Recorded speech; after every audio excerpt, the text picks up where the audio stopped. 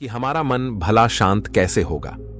हमारे मन में तो तरह तरह के विचार चल रहे हैं। हम काम कुछ और करना चाहते हैं, लेकिन हमारा मन हमसे कुछ और ही काम करवा लेता है। इससे पहले कि आप अपने मन को शांत करने का प्रयास करें, यह जानना जरूरी है कि मन का व्यवहार शांत होने वाला है ही नहीं। अगर मन शांत होने वाला हो सकता है तो इस दुनिया में सभी के मन शांत हो गए होते और हर कोई अपना जीवन सुखी सुखी बिता रहा होता। फिर ना कोई हंगामा होता और ना ही किसी तरह की कोई तकलीफ। सभी का जीवन खुशी खुशी बीत रहा होता। फिर ना तो आप और ना ही मैं पैसे कमाने के पीछे भाग रहे होते। समस्या तो यह है कि हम ज्यादा से ज्यादा चीजें इकट्ठा करना चाहते हैं, क्योंकि हमें लगता है कि हमारे पास जितनी ज्यादा चीजें होंगी हम उतना ही सुखी रहेंगे। लेकिन वास्तविकता तो यही है कि बाहर की किसी भी चीज में कोई सुख नहीं है और ना ही उनमें कोई दुख है। और यही कारण है कि जब हम किसी चीज के पीछे भाग रहे होते हैं, जब हम कोई चीज पाना चाहते हैं, तो उसे पाकर हमें पल भर के लिए खुशी तो मिलती है, लेकिन बाद में हम उस खुशी का एहसास नहीं कर पाते। वह खुशी दुख में परिवर्तित हो जाती है और इसी प्रकार से हम एक चीज से दूसरी चीज, दूसरी से तीसरी चीज के पीछे लगातार भागते रहते हैं, क्योंकि हमें ऐसा ही लगता है कि यदि हम वह चीज पा लेंगे तो हम सुखी हो जाएंगे। लेकिन वास्तविकता में वही सुख हमारे दुख का कारण बन जाता है, जिस कारण हमारा मन बेचैन रहने लगता है। हम उस चीज को पाने के लिए तरह तरह के उपाय करते हैं, लेकिन उससे हमें फायदा नहीं होता है, जिस कारण हमारा मन और भी बेचैन होने लगता है। और यह बेचैनी धीरे धीरे चिंता का रूप ले लेती है और हमारा मन पूरी तरह से अशांत हो जाता है। हमें कुछ भी अच्छा नहीं लगता। हमें लगता है कि जो कुछ हमने मांगा था उसका उल्टा हो रहा है, सब कुछ हमारे विपरीत जा रहा है। और फिर हम अपने मन को शांत करने के लिए ध्यान करना शुरू करते हैं, क्योंकि एक ध्यान ही वह मार्ग है जो हमें ज्ञान की ओर ले जाता है। वह हमें यह बताता है कि बाहर किसी भी चीज में कोई सुख नहीं है, बुद्ध कहते हैं, और ना ही दुख है। दुख और सुख तो हमारे मन का भ्रम है। यह हमारे मन की एक उपज है, जिसके लालच में हमारा मन हमें यहां वहां भगाता रहता है। जैसे कि महीनों से भूखे एक भिखारी को अगर एक सूखी रोटी भी मिल जाए तो वह उसके लिए सुख है, वह उसके लिए अमृत है। और ठीक उसी के विपरीत यदि किसी धनवान के घर पर 56 प्रकार के भोग भी बन जाए, तब भी वह उसे खाकर तो दुखी ही रहेगा। यह तो उनकी मन स्थिति पर निर्भर करता है। इसे और अच्छे से समझने के लिए आज की जो कहानी मैं आपको सुनाने जा रहा हूं, इस कहानी के माध्यम से आप यह समझ पाएंगे कि हमारे मन की स्थिति क्या है और हम इसे कैसे नियंत्रित कर सकते हैं। तो चलिए बिना किसी देरी की कहानी शुरू करते हैं। हम जानेंगे बौद्ध कहानी से। एक समय की बात है। एक गांव में एक युवक रहता था जिसका मन बहुत ही अशांत रहता था। वह हमेशा तनाव में रहता। वह अपने मन को शांत करना चाहता था, लेकिन उसे कोई भी उपाय नजर नहीं आ रहे थे। उसके जीवन में कई प्रकार के दुख थे, जिनके कारण वह हमेशा तकलीफ में रहता, तनाव में रहता। एक दिन उसे पता चला कि उसके गांव में एक बौद्ध भिक्षु आए हुए हैं, जो सभी को दुख और सुख पर उपदेश दे रहे हैं।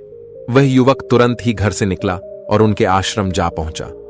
वहां पर पहुंचने के बाद उस युवक ने देखा कि वह बौद्ध भिक्षु सभी गांव वालों को उपदेश दे रहे थे। बौद्ध भिक्षु कह रहे थे कि सभी के जीवन में कोई ना कोई सुख और दुख तो आता ही रहता है, जिस कारण हमारा मन बहुत अशांत रहता है। और एक अशांत मन इस दुनिया का कोई भी सुख नहीं ले सकता, फिर चाहे उसे पूरी दुनिया की धन दौलत ही क्यों ना मिल जाए, वह उसे पाकर भी दुखी ही रहेगा। परंतु जिस व्यक्ति का मन शांत है, उसके पास चाहे कुछ भी हो या ना हो, वह हर छोटे पल का आनंद ले सकता है। वह हर पल को खुशी खुशी जी सकता है। इस दुनिया का और इस जीवन का परम सुख भी प्राप्त कर सकता है। इतना कहकर उन बौद्ध भिक्षु ने अपना प्रवचन समाप्त कर दिया और वापस आश्रम की ओर लौट गए। वो भी उनके पीछे पीछे आश्रम पहुंच गया और इस युवक ने उन बौद्ध भिक्षु से कहा, हे गुरुवर, अभी कुछ देर पहले आप उपदेश दे रहे थे कि एक शांत मन हर पल का आनंद ले पाता है, हर पल को सूखी सूखी जी पाता है। लेकिन इस दुनिया में सभी के पास मन है और सभी के मन अशांत है। तो ऐसे में भला अपने जीवन को कोई सुखी सुखी कैसे जी सकता है?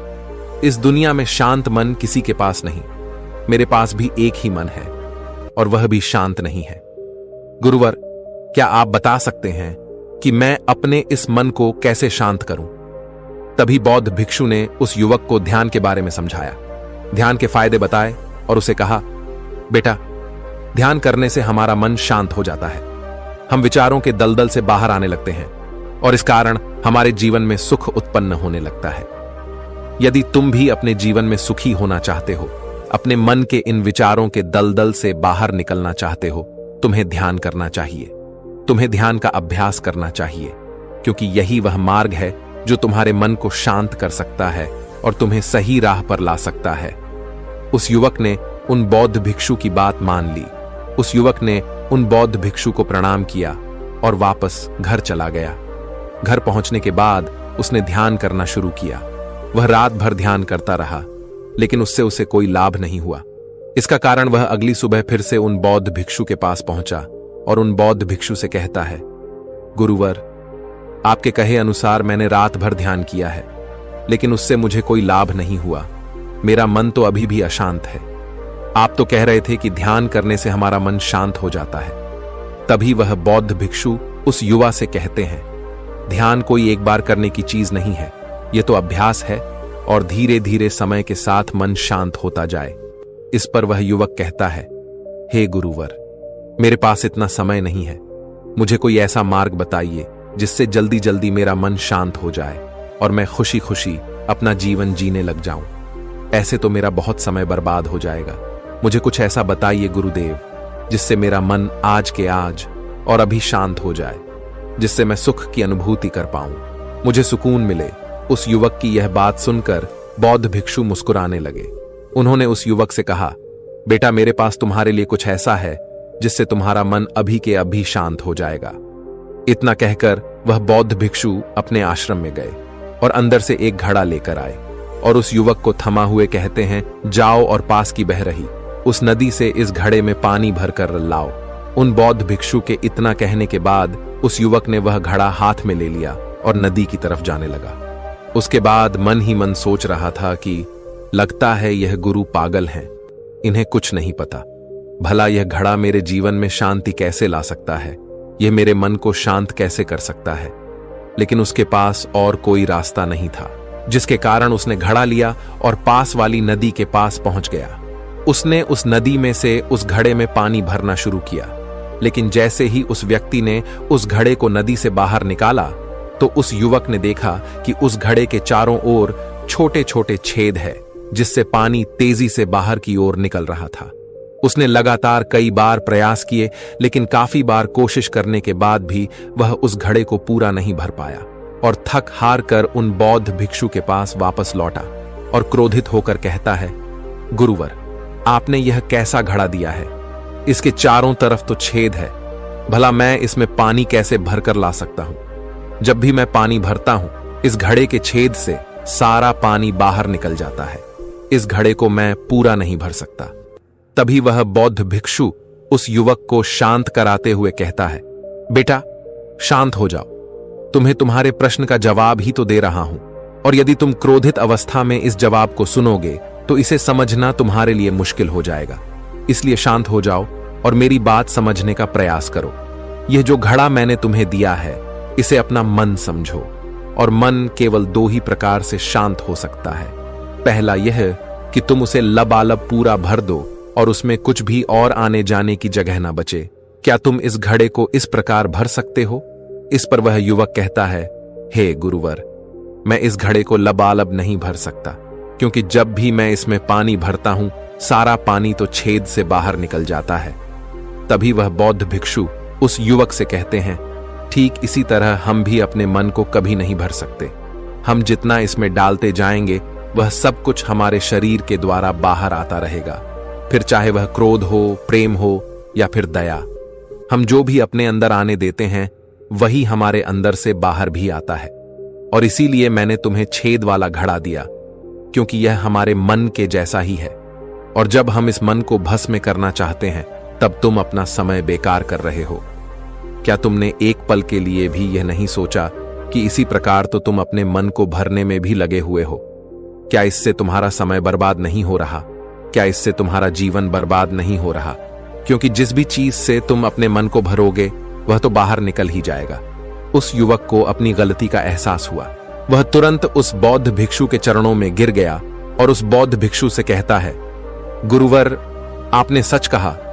मैंने कभी भी इसके बारे में नहीं सोचा कि मैं अपना जीवन अपने आप ही बर्बाद कर रहा था। ठीक है, मैं तो इस बात से अनजान था, लेकिन आज आपने मेरी आंखें खोल दी। परंतु गुरुवर, अगर यह मन को पूरी तरह भरने का पहला तरीका मन को शांत नहीं कर सकता, तो मन को शांत करने का दूसरा तरीका कौन सा है?